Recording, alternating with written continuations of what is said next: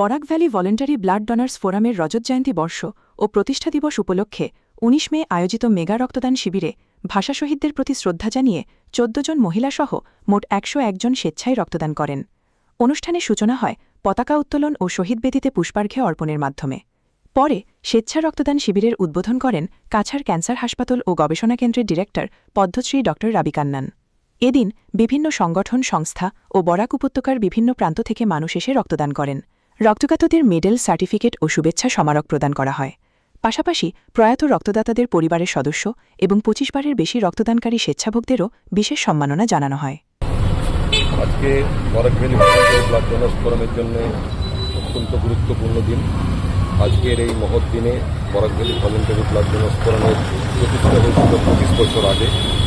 আমরা জনসাধারণের মানুষের সেবায়, রোগীদের সেবায় প্রাণ বাঁচানোর জন্য ২৫ বছর ধরে নিরলস প্রচেষ্টা চালিয়ে যাচ্ছি এবং আমরা প্রায় এই আয়োজনের মধ্য দিয়ে আমরা আমাদের এই আন্দোলন, এই যাত্রা শুরু করেছিলাম।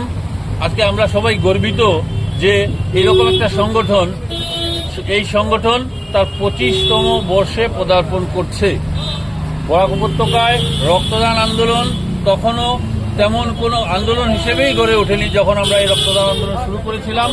আজকে আমরা এইটুকু বলতে পারি যে সাধারণ মানুষ আগে যেরকম রক্ত দেওয়ার কথা শুনলে আঁতকে উঠতেন, মানুষ কিন্তু আজকে সেই জায়গায় নেই।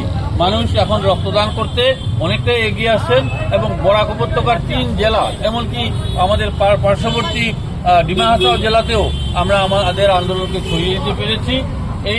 এই দিনে আমি বরাক উপত্যকার সমস্ত রক্তদাতাদের এবং সমস্ত মানুষদের আন্তরিক অভিনন্দন জানাচ্ছি।